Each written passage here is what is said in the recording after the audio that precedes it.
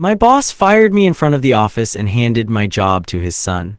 The moment felt like a hand closing on my throat. I stood near the reception window with my badge still clipped to my shirt. The room smelled of coffee and new carpet. Fluorescent lights hummed above.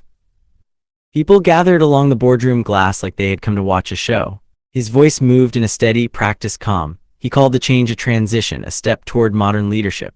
His son smiled like a boy who had been promised a prize. The HR lead walked to my desk and placed a manila folder on top of my keyboard. She spoke with soft corporate tones while her eyes flicked to the crowd.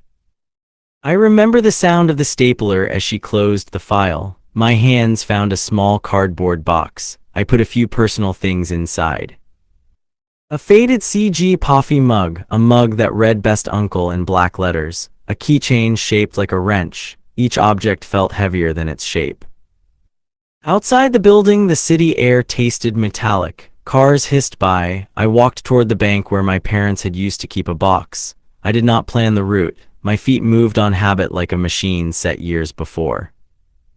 At the teller window, a man with a slow smile slid a worn envelope across the glass. He said my mother had left instructions. The envelope felt thin and brittle. Inside, a bank book rested like a small relic. A single note lay on top. Her handwriting curled in the careful script she used for grocery lists. 4 words struck like a bell: your seed grows in secret. I folded the paper in the parking lot and felt a new weight land in my chest. The box with my things rattled against my thigh. For the first time that day, I breathed without trying to hold myself together. They put a line about my departure in the company newsletter. The paragraph read polite phrases and joined words that meant small things. They thanked me for 2 decades of service and used the next sentence to announce a promotion. The promotion carried a name I did not know well, a face I had watched from across the room for only a few months. He had an air of effortless ease. People who had eaten in the restaurants I helped keep running tapped me on the shoulder and expressed condolences. One man offered a wink meant to be comforting. A girl from accounting said I should enjoy a gift of time. I have no retirement plan. My mortgage sits like a low hill I climb each month. My son still needs shoes for school. The room where the boardroom video played felt colder when I watched it alone later. He spoke of innovation and agility, and then showed images of a ribbon cutting where his son held golden scissors. Comments appeared online in a thread of jokes and emojis.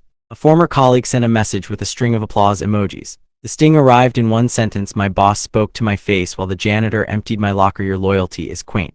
The word quaint landed like an insult trimmed with a smile. At the bank, the teller passed me a thin wooden box after the envelope. Inside sat a faded bank book and 2 sealed envelopes. One carried a tiny brass key with a number etched on it. The second held a single letter in my mother's handwriting. Her loops trembled in places where the pen had rested longer. She wrote in short lines and used small margins. She wrote, the bank book is not what you think. She wrote, we saved in small pieces while the world slept. She wrote, check the safe deposit for number 2 and bring no one else. Her letter ended with a line I read twice before my hands stopped shaking. Your life is worth the work we hid. The words warmed like a blanket on a winter bench. A voice inside me argued about fairness and anger. Another voice, softer, said, listen. I walked home with the wood box under my arm and a new map in my pocket.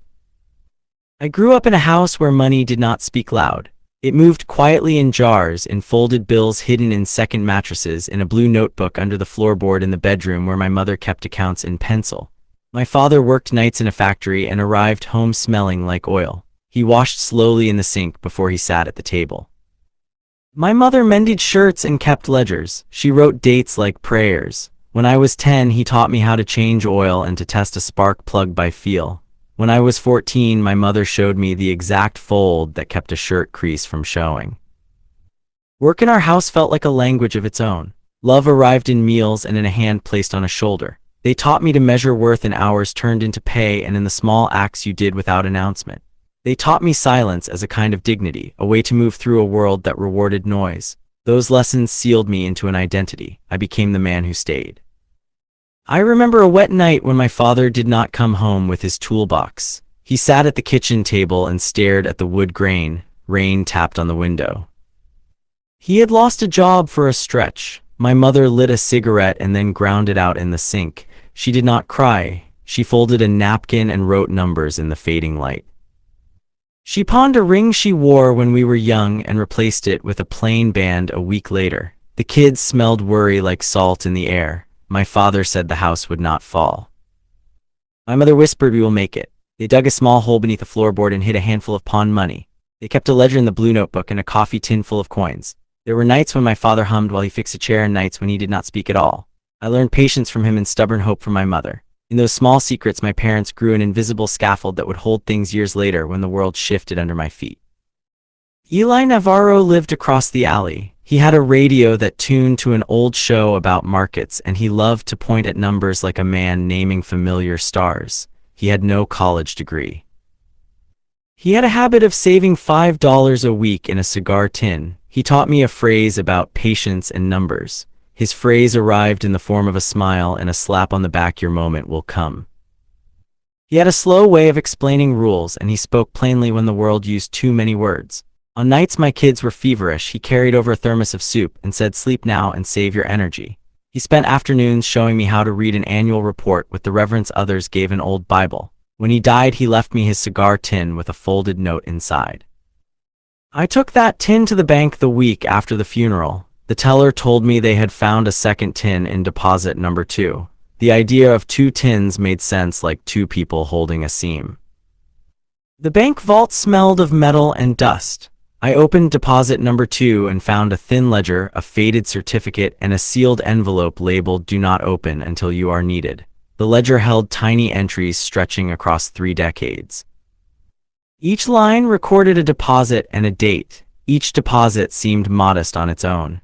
The certificate showed shares held through a workplace purchase plan years ago. Somewhere among folded numbers, a seed had grown. The sealed envelope contained a letter to me with my mother's signature at the bottom. Her tone read like a small sermon.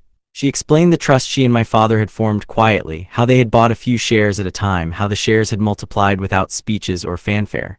She wrote, "Use the money for your life, not for a spectacle." As I read the letter in the bank lobby, my palms tingled. The balance shown on the printed statement beneath the ledger rewrote my math. I felt a truth arrive in the shape of numbers. I sat on a bench outside and watched a man in a suit cross the street wearing my old company logo on his lapel. The ledger on my lap weighed more than the cardboard box which had once carried my whole working life. Power arrived packaged as uncertainty. I thought of walking back into the office with a new name and a new company. I pictured a billboard that said, "Your loyalty paid dividends." Anger wanted a quick flame. My mother had written, "Use it for your life," and her voice stopped my hand from grabbing a plan of retaliation. I thought about suing.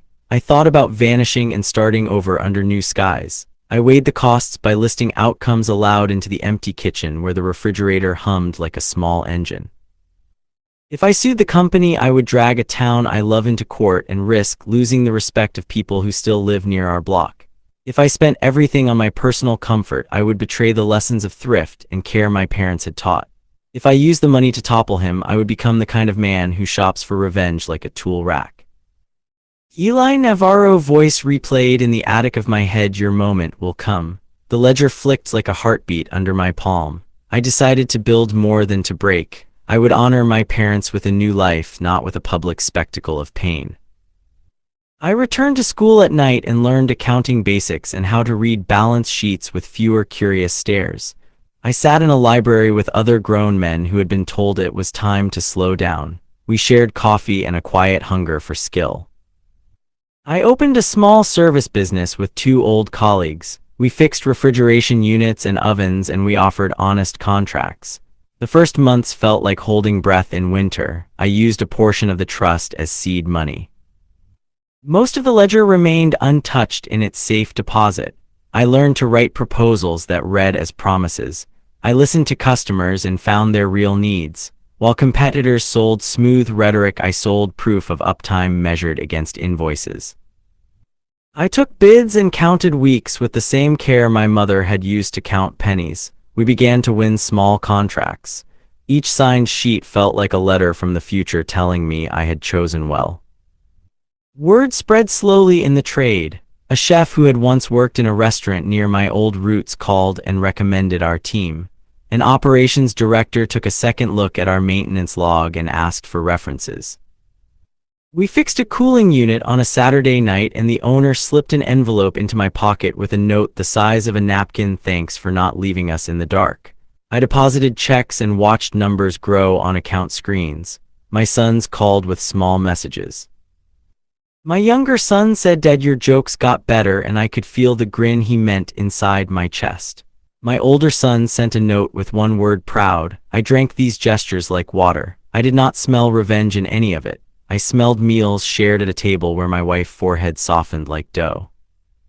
Our house felt less like a shelter threatened by storms and more like a harbor. Success arrived with small proofs, but success also brought attention.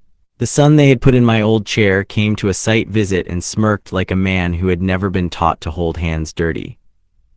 He stepped across a piece of open floor and crushed a parking cone that marked our claim on the lot. He said to a young employee who admired our work, "Who would have thought you would find work?" I answered quietly with a sentence that had taken months to form: "You taught me how not to run a company." He flinched. He left before he could gather his swagger. A call came from a former client of my old company. A large kitchen chain wanted to reassign their vendor list. The buyer had heard whispers from chefs and managers and from a chain of small notes passed like currency.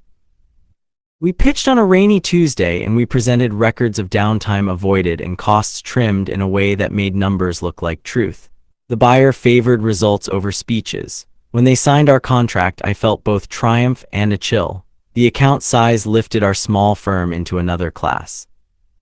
The old company felt the shift. Their profits dipped where our gains rose. Articles appeared in business magazines, and the young man who had taken my old chair appeared in a profile about modern leadership. I read the piece and I felt clean satisfaction. The market had spoken. Money moved in a way that rewrote hierarchy. An industry gala arrived like a bright window. Our firm was a finalist for an integrity award. The event sat in a glass tower above the river. Under warm lights, men and women polished phrases. I bought a suit with sleeves long enough to hide calloused hands. I practiced a short speech about the dignity of work and memorized one line about service being its own proof. My old company planned a booth and an after party. I bought a seat near the back and told myself I would not seek spectacle, yet the wound from the boardroom pulled like an old scar. I walked into the hall and smelled perfume and cologne and the sharp tang of citrus cleaners. Chandeliers threw small diamonds across wine glasses. I watched my old boss speak to a group under a chandelier and clink a glass while he said the industry needed fresh blood. He laughed with the ease of a man secure in his story. When awards were announced, a hush fell. My name came over the speakers. I rose with steps measured like a man who had learned long patience. I walked to the stage and told a short story about a man who fixed a kitchen on a cold Sunday and answered a call because it mattered. I did not make a show. I handed the award to my team and spoke of hands that sweat in service. Then I turned my gaze to the young man and his father. I asked aloud who had taught them the art of valuing image over service. My voice did not rise. The hall tilted in the way a room freezes when a stone drops into water. My boss laughed softly and mouthed a reply. I asked him a simple line with no flourish: "Do you still believe loyalty is quaint?" The room leaned in. A long pause stretched like a held breath. His face paled as if light had shifted. I had prepared for this moment. I had kept copies of emails and dates and a trail of memos in a folder. I asked the gala host if I could show an addendum. They agreed.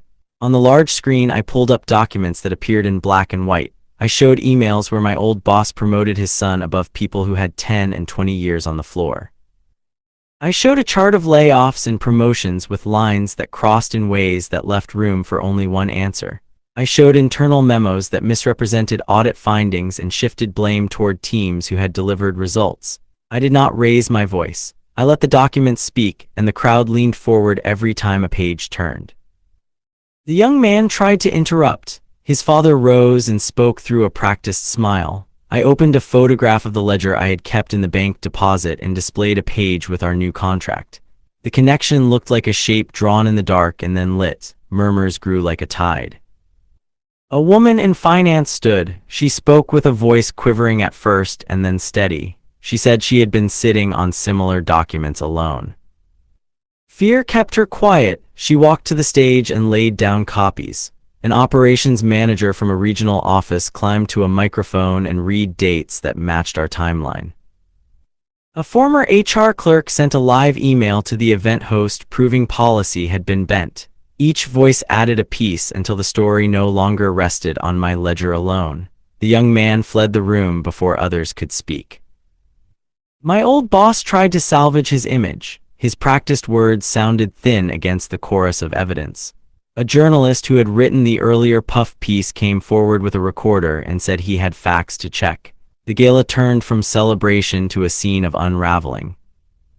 The board of the old company called for an independent review in the days that followed. Investors demanded audits. Clients paused contracts to watch how governance would play out.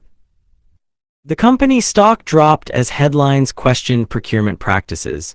People who had remained silent found their voices and told stories. My old boss resigned with a statement written to limit damage.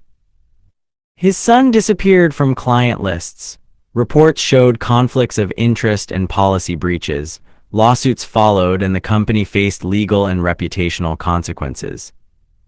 My firm found itself handling a surge of work as clients shifted contracts. I did not savor his ruin. I felt relief like a locked door swinging open. The ledger had not been a weapon for vengeance. It had been a seed for change.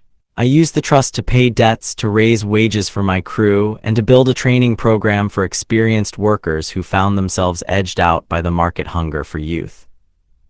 I stand before you and speak because I know the taste of betrayal and the odd sweetness of quiet vindication. I learned to move from humiliation to planning, and then to action that honored my parents rather than mimicked cruelty. The ledger did not buy me a show. It bought a right to choose how to live. I used the money to build opportunities for hands like mine, and to name a training program after the blue house on Maple Street where my parents kept their ledger. If anger rose in you while I spoke, do not hurl it.